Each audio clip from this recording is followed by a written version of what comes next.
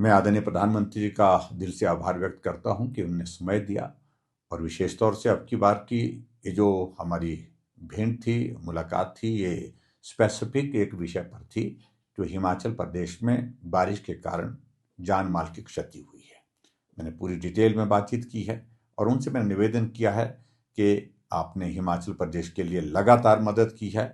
2023 के बाद अब तक हिमाचल प्रदेश को लगभग 5,000 करोड़ रुपए की मदद हमारे यहाँ प्रदेश सरकार को प्राप्त हो चुकी है डिजास्टर के अंतर्गत, लेकिन वो पैसा सही स्थान पर पहुंचे, सही व्यक्ति तक पहुंचे, इस बात को सुनिश्चित करना तो स्टेट गवर्नमेंट का रोल है। लेकिन ऐसे में जो नुकसान अभी हुआ है उसकी भरपाई करने के लिए स्टेट गवर्नमेंट को ज़्यादा से ज़्यादा मदद करे, ये मैंने निवेदन। देखिए, मुझे लगता है कि एक बहुत बड़ा कन्फ्यूजन उनके मन में रहा हो इस बात को लेकर के।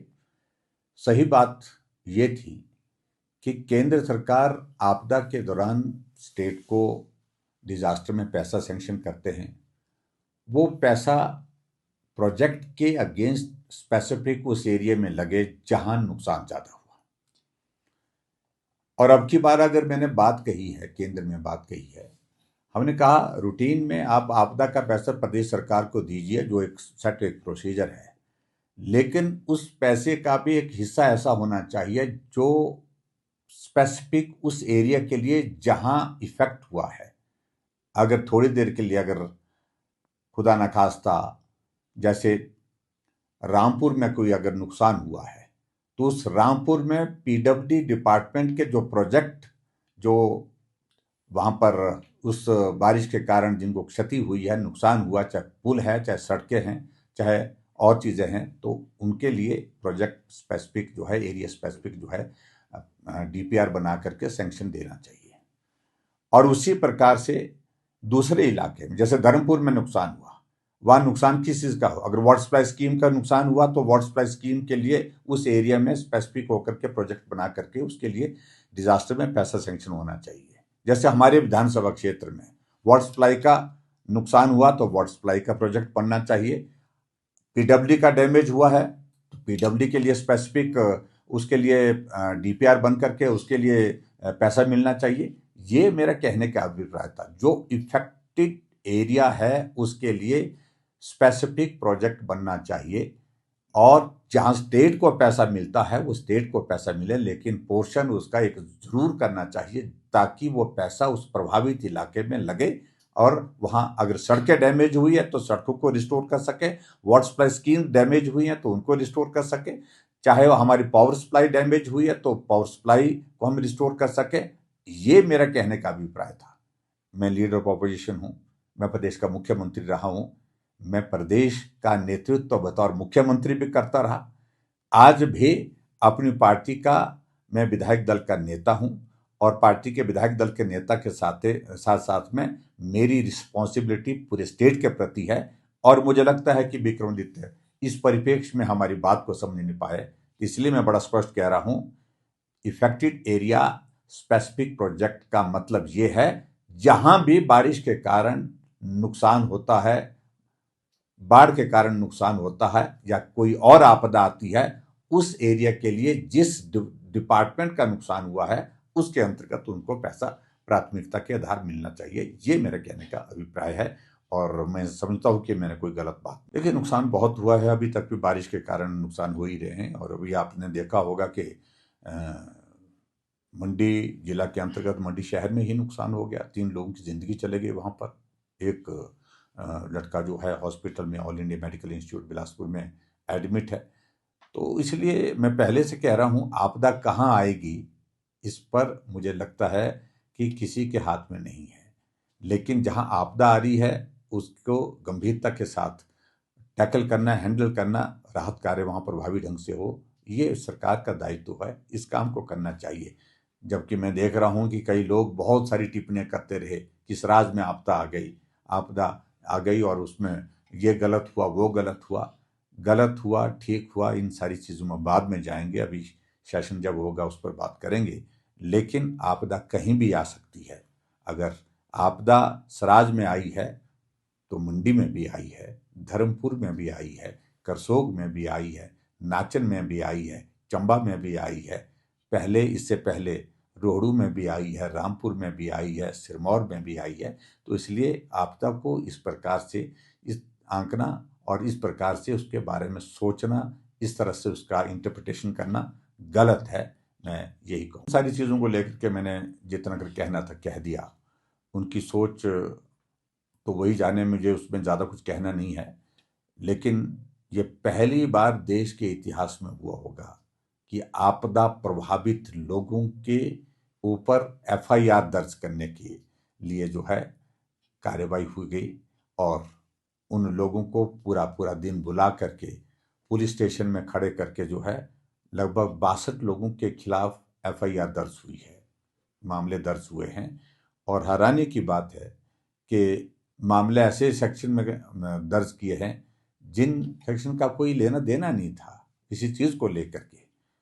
अगर वहाँ पर रेवेन्यू मिनिस्टर गए तो उनका नैतिक दायित्व तो ये बनता था, संवैधानिक दायित्व भी ये बनता था कि वहाँ के लोगों को राहत दे, वहाँ के लोगों को एफआईआर करने के लिए वहाँ जाना, वहाँ मामले दर्ज करना, ये मैं समझता बहुत दुर्भाग्य। देखिए, बहुत हैरानी की बात हो रही है कि मुख्यमंत्री जी कुछ ऐसे अटपटे फैसले करते हैं जिसमें जग हंसाई होती है। हम सोचने लगे कि 4 दिन की कैबिनेट है या 4 दिन का सेशन है, और उसके बावजूद इनके कैबिनेट मंत्री जो है वो बैठक बुलाने के बावजूद में बैठकों में नदारद रहते हैं।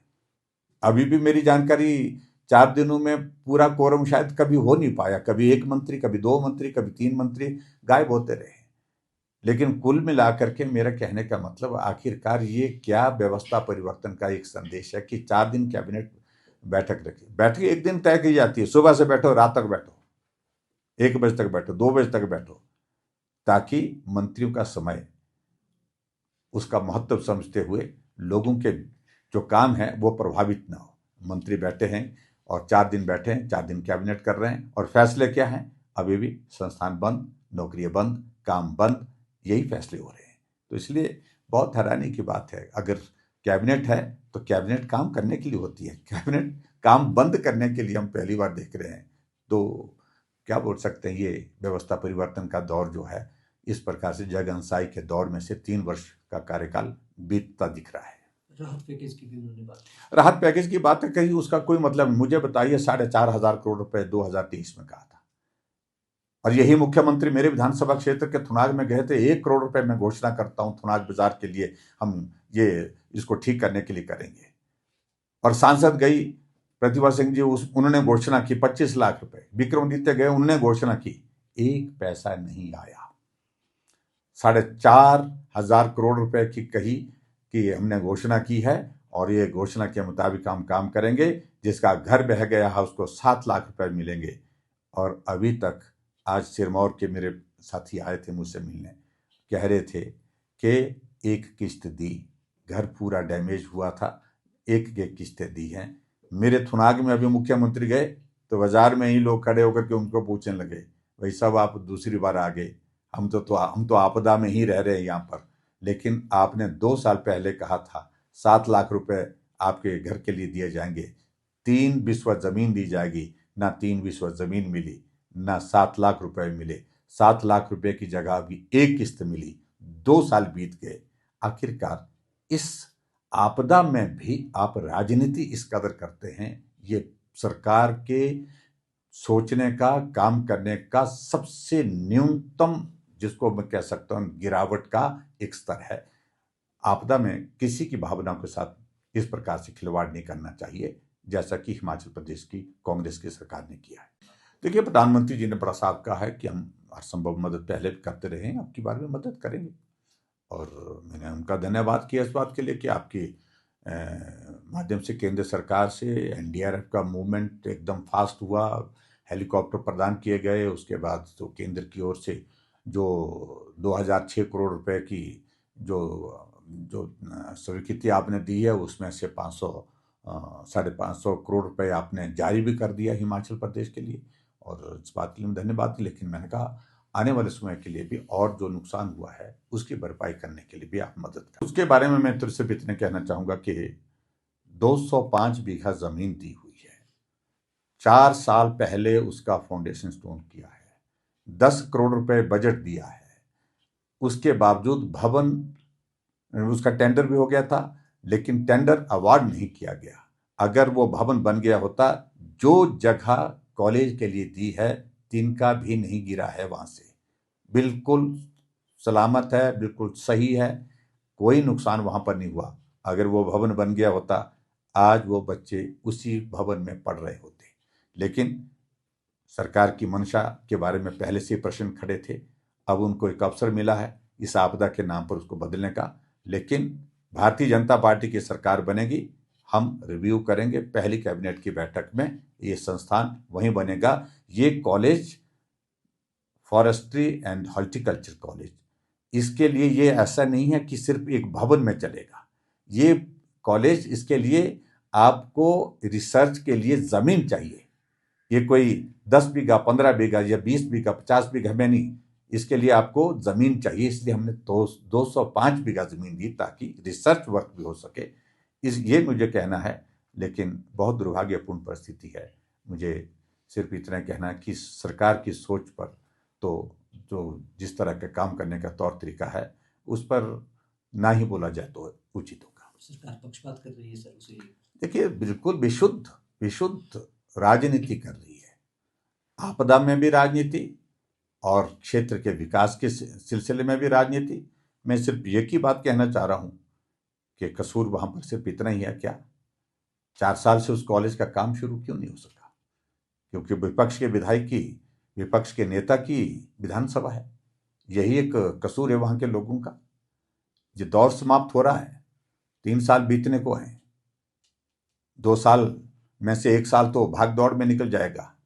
और इसलिए मुख्यमंत्री को सोचना चाहिए कि इस तरह के फैसले नहीं लिए जाते हैं बदले की भावना से, और आने वाले समय में कहीं ऐसी स्थिति ना हो कि बदले की भावना आगे बढ़ते बढ़ते आपको भी इस प्रकार से परेशान करे। हिमाचल प्रदेश में 4 दिन की कैबिनेट, और कैबिनेट का ये लंबा मंथन आखिरकार निष्कर्ष पर पहुंचा। जो जानकारी हमको मिली कि हिमाचल प्रदेश में अब लॉटरी को लीगलाइज कर दिया गया है, यानी कि लॉटरी जो बंद की गई थी, बंद इसलिए की गई थी कि बहुत सारे परिवार तबाह हुए, कई घर नीलाम हुए, कई लोगों ने आत्महत्या की, उस कारण से बंद की थी। लेकिन व्यवस्था परिवर्तन का दौर में फिर से एक बार इसको लीगलाइज किया जाए, ये एक फैसला लिया गया, और जिसके कारण आने वाले समय में निश्चित रूप से एक हालात ऐसे बनेंगे कि प्रदेश में वही स्थिति फिर से हमारे सामने आएगी। और बहुत शोर डाला था एक्साइज को लेकर के, एक्साइज की बातें बहुत सारी हुई, शराब की दुकानें खोलने के लिए स्कूल बंद कर दिए गए, शराब बेचो, यहाँ बेचो, वहाँ बेचो, जैसे मर्जी बेचो। लेकिन उसके कारण भी हिमाचल प्रदेश में तबाही का दौर, बर्बादी का दौर हमने अपनी आंखों के सामने देखा है। ना ही प्रदेश को आय हुई, लेकिन पीढ़ी बर्बाद हुई। नशे के चलते पूरे हिमाचल प्रदेश में आप हालात देख ही रहे हैं। और कुल मिलाकर के मैं यही कहूँगा कि ऐसे फैसले जो प्रदेश को किस दिशा में ले जाएंगे, ये आने वाले समय में हम सब के लिए चिंता का विषय बना हुआ है। मैं इस फैसले की कड़ी निंदा करता हूँ। ये फैसला प्रदेश हित में नहीं है।